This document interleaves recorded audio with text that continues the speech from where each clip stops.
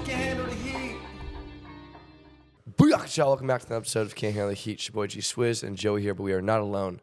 I want to say third time? It's got to be third or fourth. Third or fourth time now, Yeah. but first time in person. We have In person. TJ Defalco. TJ, thanks so much for hopping on, man. Thanks, boys. Well, first things first, man. How's the body? It's good. It's in a position of full recovery state right now. After 44 games in league, and then now I think we had like 56 games the whole year. Knees are happy to be done, but also if I have any sort of activation on them right now, they are crying and screaming. And did you play every single game? There was only 3 games that I didn't play. I got a break in one of them, and then the other 2, I think I had like a minor injury that it wasn't worth continuing to push and through the injury. So I had a 3-match break this year. So, I mean, usually when you hear someone talk about, oh, the coach give me a break, you hear about 3 games, 4 games, but you only got 1? Yeah. That's crazy. Because my team, it was unfortunate that we had our other starting outside, Lucarelli, had an injury for the first 7 months of season where he couldn't put any more than 20% power on the ball. And then our opposite went down with an ankle sprain. His first time ever doing it, and he was out for 3.5 months. So then I had to go play opposite. And then our middles were down, and they had to keep changing and doing all this stuff. And then when the opposite came back, I went back to the outside, still kind of mitigating the injury on the outside. And then, so it was an upside down roller coaster all year. I think a lot of people don't know, or a lot of listeners don't know, the difference between the Japanese league and the schedule. So the format of it, if you want to quickly go over and what that looks like those back-to-back weekends every single week almost. Yeah. What that is and what that looks like for you in terms of like recovery over that 48-hour period. Yeah. So the SV League, it was the V League last year, and they changed it to the SV League this year because then they started to allow 2 foreigners on the court. But then there's 10 teams in the SV League, and they decided now with their introduction with Volleyball World is that now they're going to have a ton of games and really sell out and have a ton of opportunities for the fans to watch. And so there was 10 teams, and we decided that we were going to play each team 4 times. And then there was 3 teams for the schedule that everybody would decide that they're going to play 6 times. So we had 44 games all together, and we would just play the same team over and over. But then how those games worked was it was a Saturday-Sunday match schedule. So 1 week we would play 1 team, Saturday, Sunday, and then we'd travel next weekend, Saturday, Sunday, we'd always play. So it wasn't like you're kind of used to with these Polish leagues or the French league or the Italian league where you'd play sometimes Wednesday, sometimes Thursday, sometimes Sunday, whatever. It kind of bounces around. It was Saturday, Sunday every weekend for 8 months. Yeah, Saturday, Sunday is brutal, especially for foreigners in Japan, where I think historically everybody knows that foreigners just get kind of pumped a lot of balls in the Japanese league. And so what was like the highest amount of attempts you had in the match this year? It was right at the first match after our opposite went down, and I had 63 swings. And you played opposite that game? Yeah. How do you feel about you've been switched to opposites like in the USA gym, and then now you had to do it in the J-Tech. What are your thoughts about playing opposite? Well, I think it relieves a lot of stress on me. I don't have to worry about passing. I just am ready for whatever, either in system or out of system, boys. Shout out, bro. Whatever system comes, I'm just ready and waiting for the ball. So I thought it was a lot easier to play than outside, to be honest, because sure there was 3 rotations where I was back row, but it was still able to set the D-ball, high ball, medium system, in system, all those kinds of things. But if you're playing outside, you get like a 3 rotation break where if it's an out of system pass, you don't get the pipe. So you're not worried about swinging. But with an opposite, you swing 6 rotations. Yeah. All the time. You always got to be ready. So comfortability, it's not like a thing where you're like, all right, I feel a little more awkward over here. It's more of like, yeah, I'm down. A little bit of it's like, yeah, I'm down. But there was a couple of matches in the beginning where it was like, wow, this is different. Ball coming over my shoulder, I have to figure out how the different approach to track it, to do all these different things. The high balls was the biggest adjustment for me because I'm not used to high balls coming over my left shoulder. And I got to find it, have the right direction and all that kind of stuff. And then also for defense, the defense system was the biggest struggle for me. Of like, I'm going to stay here, ready for the quick, and then I got to shuffle backwards to be ready for the line, and then or inside for. So that was the biggest struggle that I had with opposite and blocking. because I, for some reason, cannot block on the right side. My feet are all backwards, and I look like Troy Field trying to approach. Shout out Troy. But that was the biggest adjustment for me. It was just finding out how to do it the weird ways that I was doing it the best I could. Got you. Yeah. You talked about some injuries during the year. What are some, as you've been progressing in your career? Fortunately, I'm going to knock on, there's some wood I can knock on. Nothing crazy too serious in terms of anything long term. What are some things like injuries and nags that have been progressing over your career? Yeah, I'd say just for a volleyball player, the knees and how many times we jump, and the amount of force, the amount of newtons our bodies create when we jump and land is actually astronomically insane. We did a testing thing in the USA gym a couple years ago with force plates on the ground, and we would jump up as high as we could, and then we'd land and just a normal jump, and just to test how many newtons are being put on our knees and ankles and all the joints going down. And it was something like I would create like 12,000, 13,000 newtons when I would land, which is like 7 times my body weight on my knees and all my joints, and that's just absurd. Is that normal? Like for like everyone else getting around that, or it's around 5 to 6 times your body weight on your joints every time you jump and land. It obviously depends on the effort you give into the jump. If you're 45%ing, 50%ing jumping, it's not going to be as much. But if you're full, like in the match mode, you're full jumping and landing, it's a lot of newtons. So I'd say the knees are continually the biggest things to focus on, because there's always going to be something you have to mitigate, prepare, strengthen, give a good structure to. But then for volleyball players, I'd say the shoulder. Because we're not, as human beings and as Homo sapiens, we are not meant to be having an extraordinary amount of power created up here. This joint is not ready for that and not meant for that, not designed for that. So figuring out ways to give it the best structure to do something it's not meant to do is kind of our goal. And so there's always something to do with the shoulder and the knees and, and then ankles, I'd say. And then did you feel a difference in Japan in terms of like all those factors?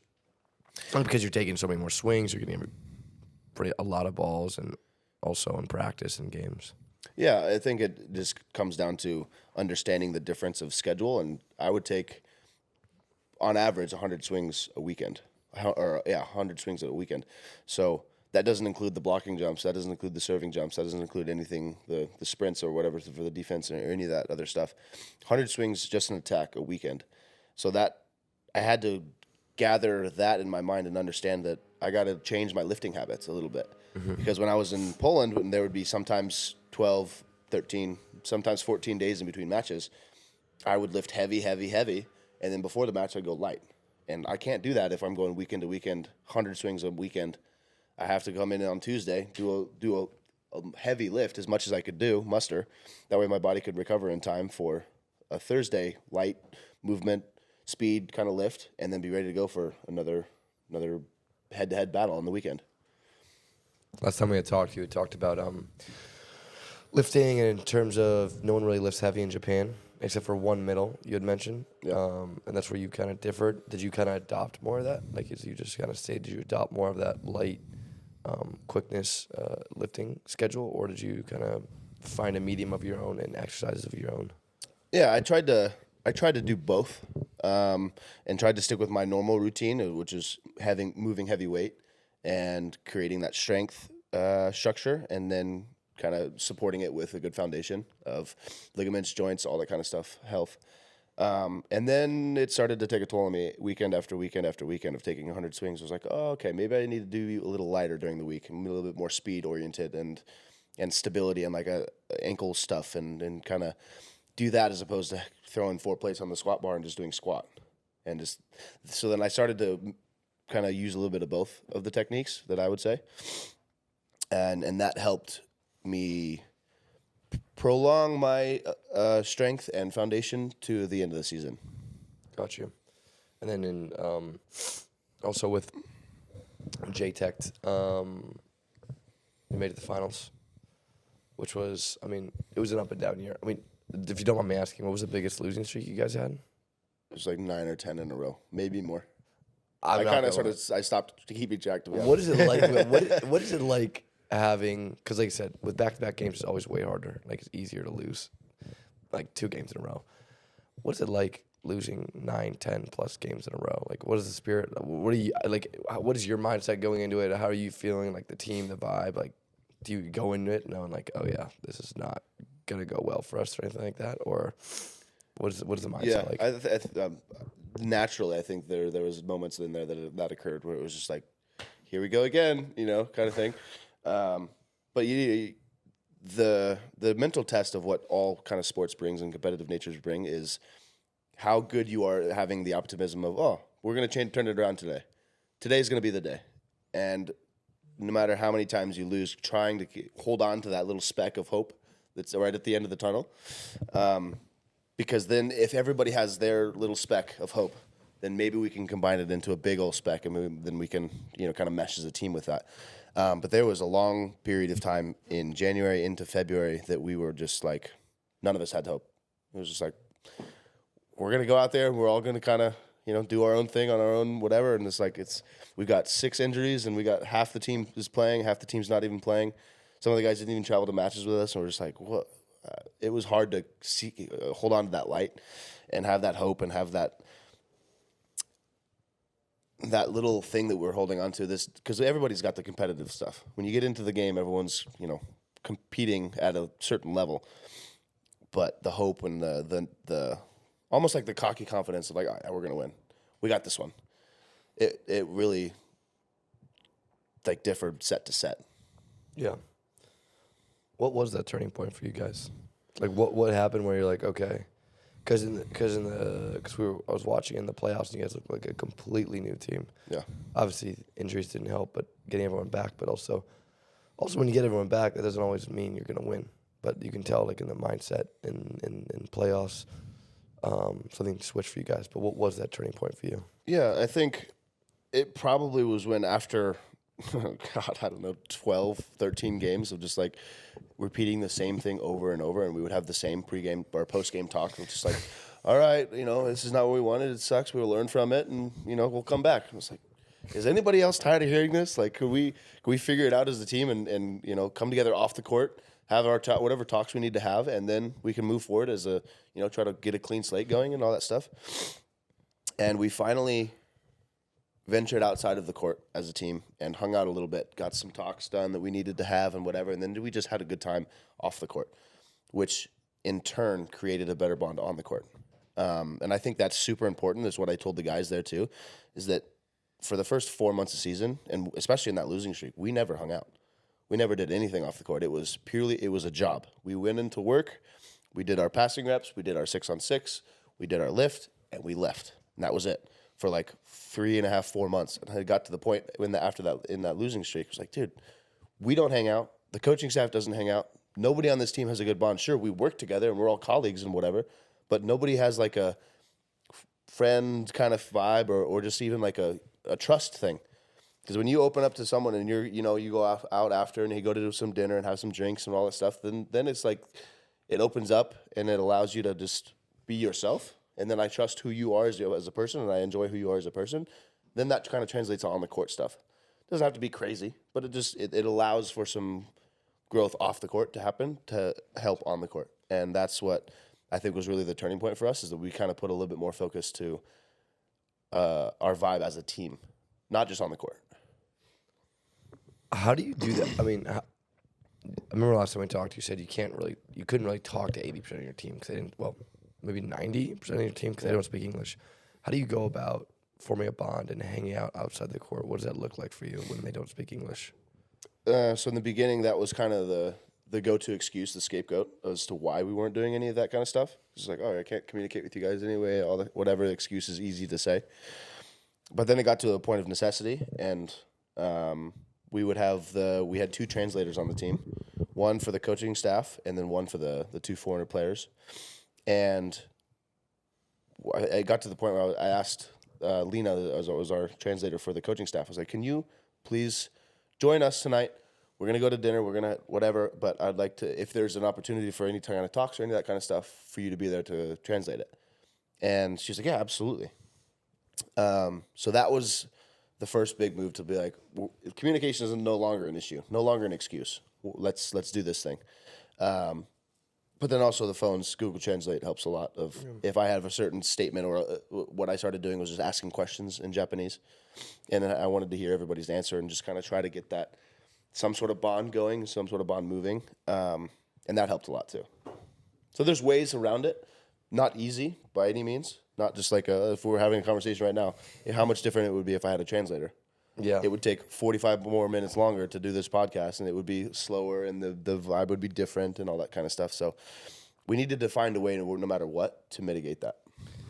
And in theory, you know, people listening, they're like, oh, that's a really cool way. But also, when you have to deal with that stuff, not deal with it, but when you have to go through that, it's like your social battery. Yeah. It's so hard on your social battery. Having like speak to someone that doesn't speak your same language, and also on top of that, trying to form a bond to that is like everything's so surface level. It's Yeah. like, you're gonna say, "Oh, I have a brother and a sister, and I like to eat this." And like, okay, Yeah. what are you Yeah, that's having exactly conversations about? Like, not really talking to them. But I think Gage is played in Lunenburg, this experience where you have so many North Americans, just like such a different experience. Always spoke English. Yeah. You know, in all these countries that don't have foreigner limits and they have a lot of North Americans. I think TJ, playing Italy, playing Poland, playing Japan now, where you have, these teams where it's very limited English at times, or literally almost no English at all this year. That makes things really difficult. And I think that when it turns in, like you said, a lot more job-like, and it's important to figure out how to get around that. But it's also tough because a lot of these guys, it's not, I think that's what separates like college experience from pro experience. 'Cause so many guys have wives and kids and stuff. It's like, okay, so they're going home and have actual, like real life they got to deal with, where some other guys are like, they're like 19, 20 years old. You'll have teammates and they're just going to the bar like straight after a lot of times. And so it's different kind of phases. And who I think balances really well, and probably a lot of people know, Dan McDonnell was my teammate last year. Freaking love Dan. He was one of my favorite teammates I've ever played with. And last year, he had wife, kid, but he always, he balanced everything so well all the time. And I think he did a really good job always of making time for everything. And his wife also, shout out Pauline. I don't know if sometimes they listen. But she, like you said, it's so important for the significant other to be understanding how important it is for the athlete too to spend time with the team. I think you see a lot of times too where maybe there's other people who aren't allowing that to happen in certain aspects, and I've had teammates like that before. And so there's I don't know. I'm just speaking from kind of the pro experience and what that can be like, and how it just makes everything difficult in that kind of the dynamic of it. Yeah.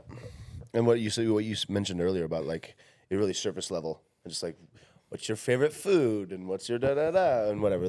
If you think about all the first dates you've ever been on, that's kind of where it starts. Mm-hmm.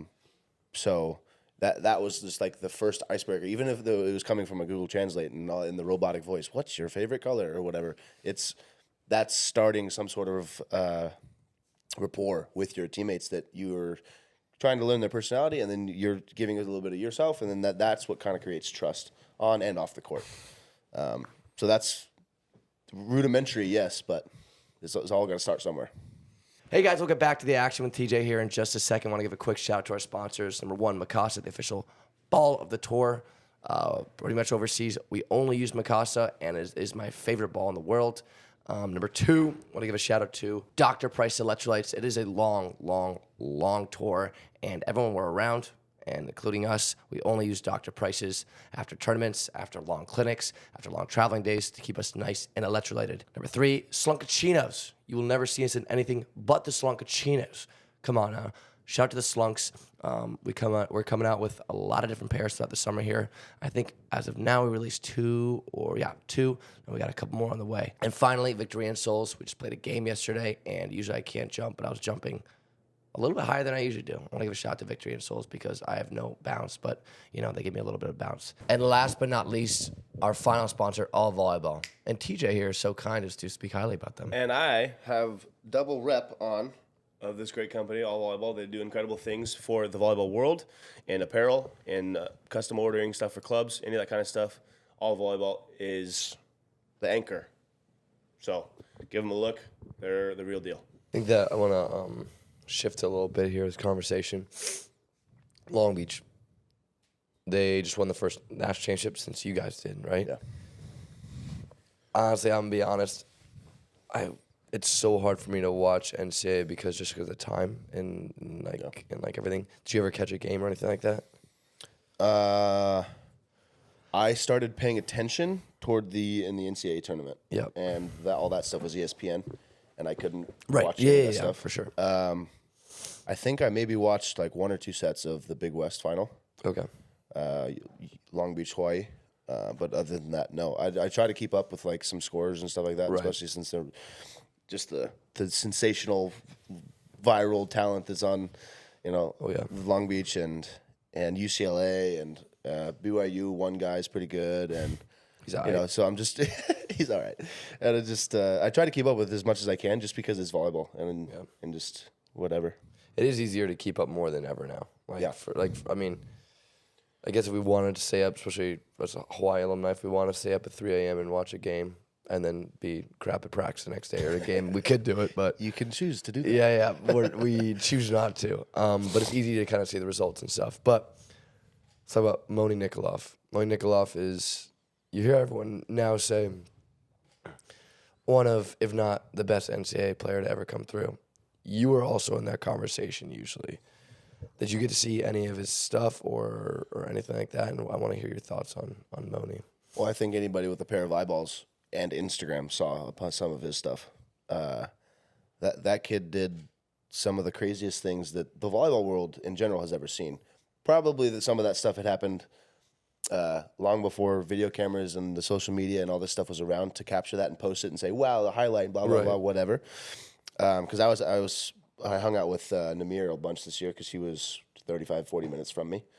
And he was like, dude, I was doing the same thing because he used to be a setter. Yeah. And he was like, dude, I was doing the same thing way back when, but that was 20 years ago when there was no cameras to film me and put me on Instagram and do all this kind of stuff. But he was a setter before he was an opposite. Yep. And he's like, I was doing the same thing. But of course, he's a little biased because he's like, oh yeah, I was doing it too. But, Yeah. All right, bro. No, he can. He actually can. I believe that. Yeah, I don't believe it until I see it. No. But it's like that. That's the new age of all the exposure and stuff. And he does some crazy, crazy things. And Yeah. I mean, he's the generational for sure. If not more, I don't know how it will be more than a generational talent. But yeah, that guy's crazy. It's funny Namir saying that because I've always been saying, like, with his arm, obviously you can go make 3-4 times more money, like flipping positions, Maybe more. Yeah. And it'll be interesting to see where that direction goes. 'Cause Namir is one of the guys, for those who don't know, used to be a setter, and when he was in the French league, actually Poitiers, they flipped him over opposite, and then from there, the rest is history. But it'll be interesting to see with Moni kind of the direction of his career, if that ever happens or they consider it. I mean, the amount of options and offense and threats that he can bring from just being on the court, in the setter role is just. I wouldn't see why any coach would, in his right mind, be like, you know what, you're going to be full-time opposite now. Yeah. He's already doing that for you and setting the ball and flowing like he does. So, yeah, we'll see. He and Micah 6'2", some club brings him in, both of them. Jeez, Micah would love that because he'd love to bring out that left hand and start whacking balls. Yeah, I feel like also, I mean, I can see it in club, but it'll be you can see it happening in club, but then on a national team, he would have to go back to setting. So it's been 9 months swinging or attacking, and then he'd go back to setting because he's their future. He's their star boy. So that makes sense, though. But yeah, man. I mean, people say, I want to hear this. People say that was the best Long Beach team I've ever seen. How would you guys fare against that Long Beach team that just won?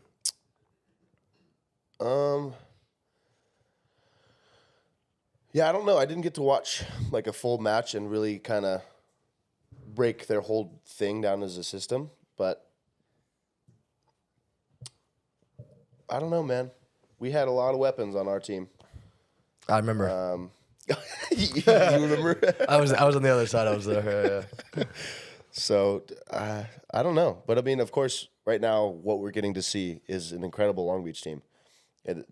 There's so many different scenarios of like, oh, my team now would have crushed your team then. It's like, well, my team when I was in my state would have beat the first team that won, way like crushed them and all this kind of stuff. Of course, there's going to be some of that. Always old heads, man. Yeah, it's always, you know, old heads got to pay respects every once in a while. But I would be very interested to see if there's like some AI generated that can put together a match of that. That'd be kind of cool.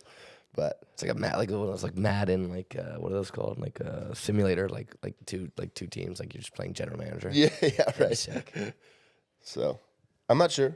I haven't gotten to watch enough, but that would be interesting for sure. But when anyone compares you guys to anyone else, you're fairly confident, I would assume. Yeah. I'd say yes, but not in a way of like, oh yeah, we'd beat them. For it's sure. More of like we'd go out there and grovel, because that was one of our things. And that my year's team was that we would be running into bleachers, running through fans, diving into over the score table, trying to get the balls back and all that stuff. I'm not saying that this current team wasn't doing that, but that was your identity too. that was our identity. Was all right. Whatever we got to do, we're gonna do, even if it causes some pain or we got some whatever. So I would be confident in the fact that I would enjoy that because I know what we would have given, and it's like we'll see. And not confident that we're gonna win, but we'll see. We're gonna give our best fight. You know. And was that your favorite team you ever been a part of? Like Was that my favorite team? Yeah. What was your favorite team that you've ever been a part of? Pro, college, anything? Yeah, I mean there's something spectacular about the college experience that neither of the Nicolofs will ever get to experience, is that you're with these same guys for 4 years. In certain cases, you can kind of replicate that with pro, but it's pretty not possible, because somebody's going to leave. Somebody's going to have a better deal. Someone's going to move. Someone's at their end of their contract, and they're going to be left behind, or they're going to be transitioned out. So being able to replicate being with the same guys for 4, maybe 5 years, depending on whatever happens, is very rare.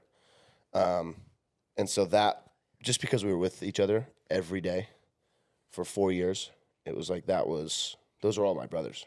So I'd say, yeah, that was probably my favorite team that I've ever been a part of, just because of the long exposure. It's a little bit sort of off topic of the conversation, but what you said about the whole professional thing, the players are literally signing November. They're just starting their season. They're signing for November of the next season. I always think that's so crazy. And there's talks about a transfer window possibly coming like end of May, June. There's like a conversation. Like transfer, or like when everyone signs, or transfer? Yeah, when everybody would sign it, which makes a lot of sense to me. So sick. Because there's just so many things that go in. And again, we're changing subjects here, but I think that it makes a lot of sense to me, because so many players are playing once they sign their contract. I know so many guys like overseas that shut down. All right, I got my new contract. Like, they play until they have a new contract. Yeah. And then also, like, there's legitimate matches at the end of the year where this happened to me almost 3 different times, where you're playing against the team you're going to. And for like a Champions League spot. For like a Champions League spot. Yeah. In the semis. You know in the back of your head, okay, whoever wins this match is going into, European competition next year. Whether you do or you don't, it's like in the back of your head. Yeah. I don't know, just it's a weird dynamic always. And there's like in the US, this is not a thing. When you get traded, it's immediate. Yeah. When you sign, it's immediate. And I don't know. I could, for me in this sport, I think it'd be really good to have something like that created, like a transfer. Imagine a craziness in that 2-week period. Oh, it would be insane. It would be cool. We talk about this. We're talking about this with our team this year. Would love for like mid-season within the league, like trades, like to start becoming a thing. That'd be cool in the overseas. Cool to a certain degree. Dude, that'd be as a viewer, it would be cool. For us, it'd be like, because like I don't know, like that'd be so. I guess something that we've never seen before, so it'd be a little strange. As a viewer, it would keep you. Imagine there's a transfer. We have our trades at the end of the season, but during the season would be. You're right. It would keep you. It'd probably keep guys more accountable. There's a trade window, so it's there's 1 week period where anybody's on up at mid-season, just like a lot of the American professional leagues. Yeah, I think that the only way that would work would be if there was a even balance between the amount of money that each club has. Yeah. Because it would immediately turn into a monopolization of players. The team with the most money would sign all of the players that they want to sign, and that first they just shovel out a ton of money, and everybody else would be SOL without a better phrase, and that would create a lot of discrepancy between like the trade window and all that stuff. But I see where you're coming from, where that would be cool if everyone is on the same level with budget and all that stuff. To just be like, all right, I want to go here. I want to play in this city. I want to play these guys, or my buddies are over there. We got Americans there, and blah blah blah. That would be fun for sure. I think it also. I think you'd only have to do it like in the big leagues, like Italy, Poland, Japan, Russia, because take Germany for example. You got the top guys, good, top 2 or 3, but then and then even on those teams, like our teams, like we got wives that are like, they're like. Maybe you guys aren't making as much, so their wives are working at like a coffee shop or whatever, trying to meet ends meet. And they would be heated. They would be so mad. And the NBA, MLB, NFL, the same thing's happening. Yeah, These because people they are make going to school. The kids are going to schools. Like you're right, because they make tens of hundreds of millions of dollars. You're talking about tens of thousands. Here, it's different. Yeah. Yeah. I mean, I guess. But that's part of the deal. If they want to trade, then you have to pay. Sometimes the club who's trading to get rid of them has to pay part of the contract. Okay. Yeah, That's part of the whole deal. Yeah. No, a league like France could work because budgets are a little similar with a lot of the teams. All the way around. Yeah. So it's not like you're asking for a huge jump, and you had to work out a deal at the end of the day that makes sense for everybody. Yeah. That's part That'd of be it. interesting. Be cool for the viewer. I want to talk about also if you're open to your estate. You don't call it your estate. It's your. We talked about this yesterday. What do you call it again? I apologize. My compound. Your compound. Compound. You want to give kind of a background of, if you're comfortable with that, your compound. I want to, how big it is, and in terms of what you're doing in the summer since you're not doing a national team. Yeah. So my family started this little train of, we're going to create a Defalco compound with my dad and my brother buying 40 acres. And then now there's an opportunity this last December that 2 properties neighboring this property, kind of going around it, popped up on the market to be able to. It's just pure land, and I decided that it was in the greatest of interest of the family and the family compound to buy those lands, and now expand the compound. So now we're at 80 acres and breaking ground and setting up. I'm doing concrete today for a shop building for storage and other things, and then I'm working on my final blueprint right now for my house that will be going up, I don't know, maybe this summer, maybe next, whatever. But just trying to expand that family compound idea of we've got our own space, we've got our own privacy and whatever it is that we want to do on our own, but then also we're in this kind of thing together, which just kind of amplifies like the idea of family for me and what I've had my entire life of like how important it is to have family close, but also be able to constantly be around, but then also have your own kind of life and your own situation, your own things you're going through, dealing with life and all that kind of stuff. So I wanted to create that opportunity for me and the rest of my family to be able to be together in some place. Got you. You said it was like 80 acres or something like that? Is there anything cool? Like, obviously, you're going to be building homes, but any, like, cool addition that you really want to do? Dirt ramp or something like Yeah. that? Do you want like an 80-foot jump? You're just going to come up and ride off? Or Yeah, that'd be TV kind of sick. course. Maybe parachute off it or something like that. As of right now, we're just going with the basics. But I'm sure without a doubt that in the future we got 5 or 6 kids now that are going to be living up there on top of my parents and the grandkids and all this kind of stuff. So it's already up to like 17 people that are going to be Is up it in Missouri? No, it's in Idaho. Oh, Idaho. Okay. Yeah. Nice.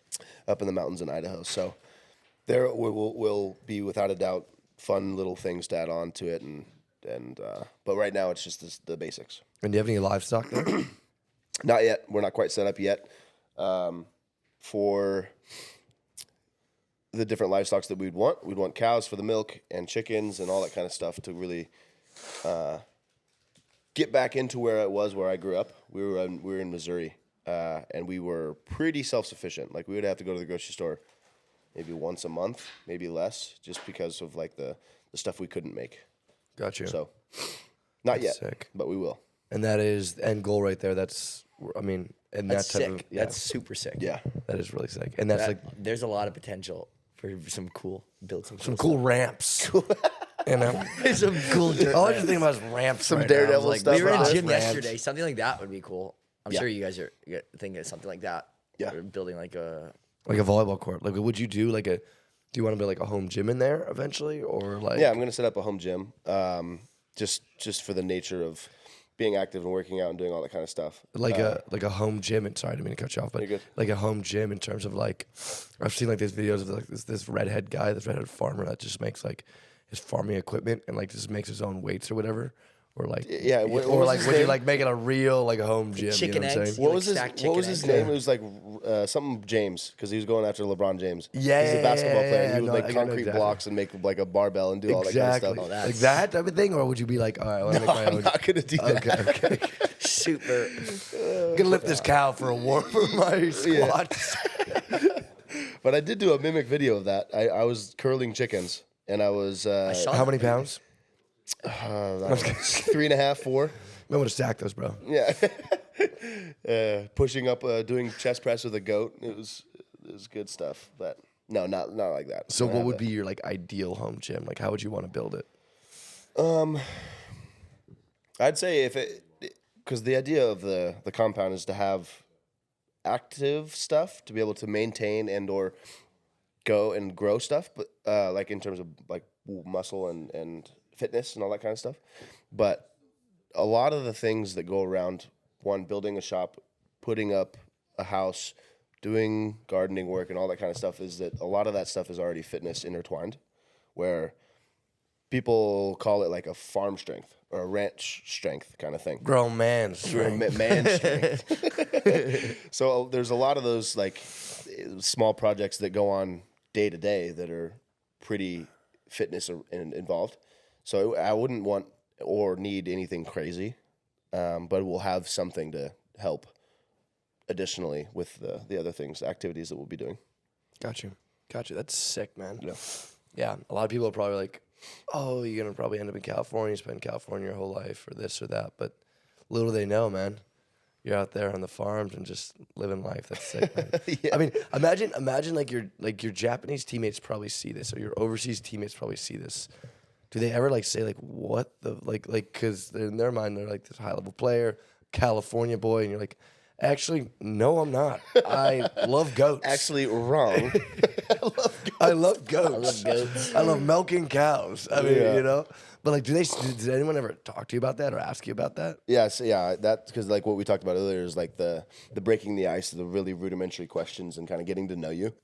But that'll be like a fun fact that'll come out and be like, yeah, I grew up on a farm and I raised chickens and was milking cows and doing goats and all this kind of stuff. And they're just like, what? It's a completely foreign idea to a lot of the volleyball world in general, but mostly the foreigners because that's not a thing for 90% of the population overseas. So they're just like mind blown. The fact that I didn't come from a city and like play volleyball all the time and do all this kind of stuff. So it's pretty fun to see the reactions in the faces. Yeah, I bet, dude. They're like, what the? You're like bouncing balls, and you're like, all right, guys, I'm gonna go egg my chicken deuces, yo. I'm sorry, I don't really know how it works. No, that's sick though. Yeah. Last couple questions here. I noticed you started doing more social media.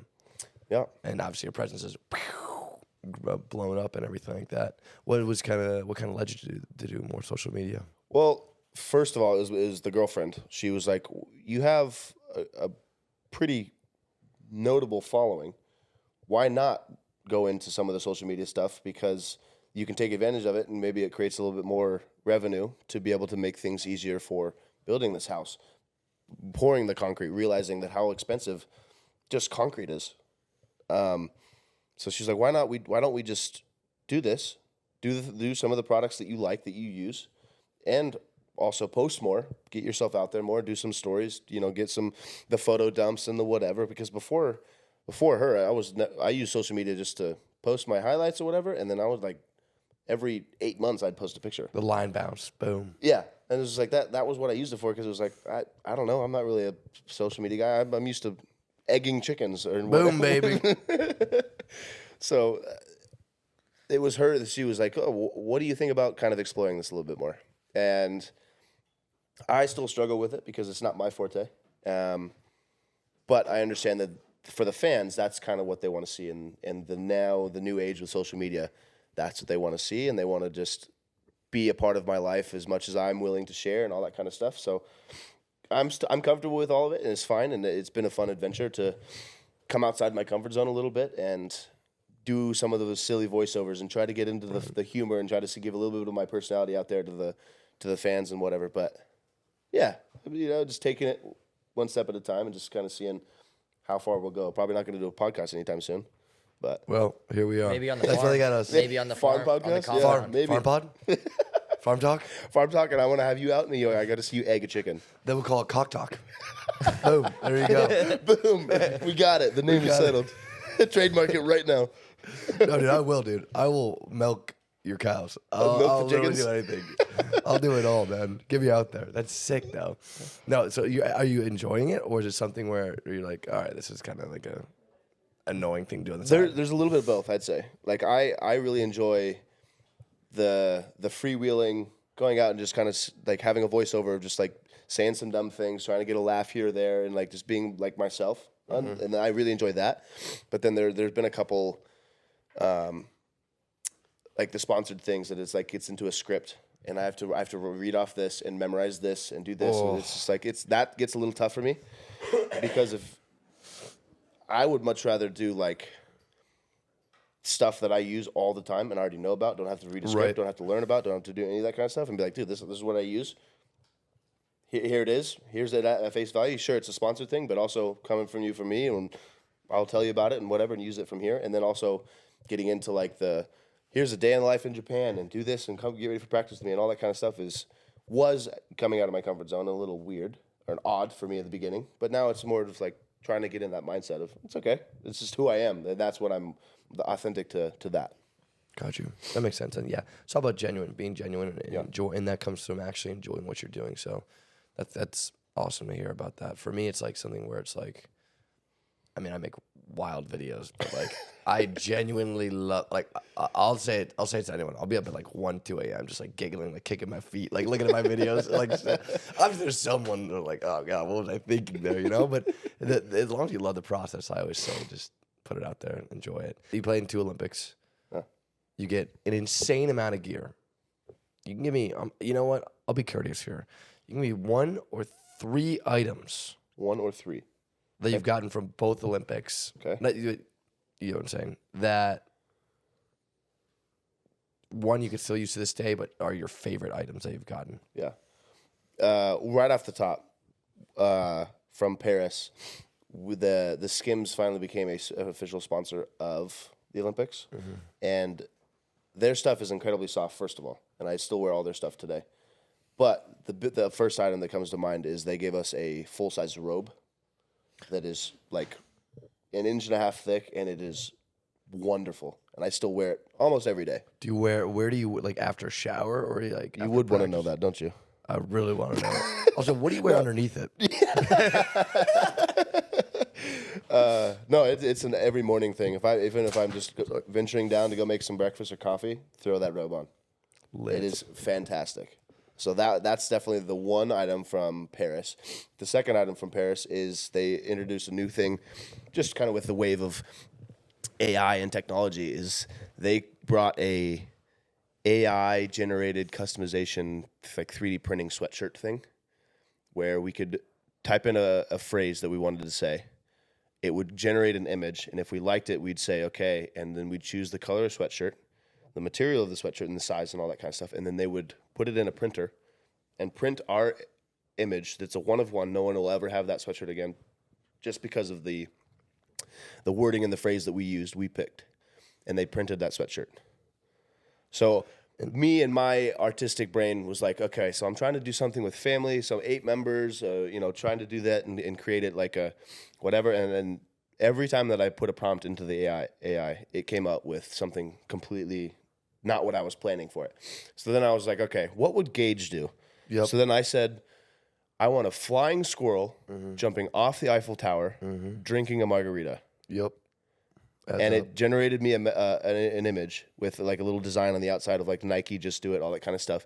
And it printed this sweatshirt.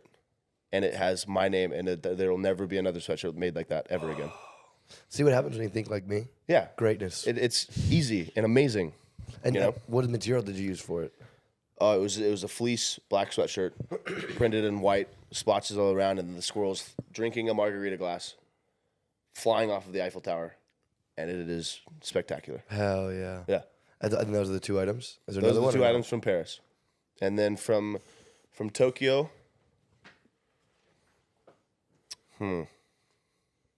Nothing. Sucked. I guess just as a funny thing, I'm not sure when I did the survey for like the sizes and all that stuff for Paris or for Tokyo. It probably was like 2 or 3 years prior. But I somehow decided to put XLT, extra large tall, for all my items. And I got a pair of basketball shorts or whatever they were supposed to be that were around my waist and would go to my shins. And they're like a trophy from the Tokyo Olympics, because it was like they're so absurdly large that like no human being should be wearing these shorts. My legs were like this big around my legs. That's so sick. And they go to my below my kneecap, and I was just like, these are the greatest things ever. Never wear them, but it's just like that's the trophy from Tokyo. Do you remember like the and one like back in the day? Yeah, yeah. That's so. Do you ever wear them ever? No, Well, I'm gonna frame them in a 5x5 frame, because that's how big they are, and put them on the wall. these are my game shorts right here. From Tokyo. You're gonna tell my kids. You're gonna tell my kids that. Yeah. Oh, that's awesome, man. Well, TJ, do you get any more questions? Thanks for joining us again, man. For our 3rd, 4th, 5th time, Whatever it knows? is, yeah. Until next time. Well, TJ, again, thanks for coming on the podcast. Guys, just remember, if you can't handle the heat, goddamn kitchen, this has been another episode presented by Out of System.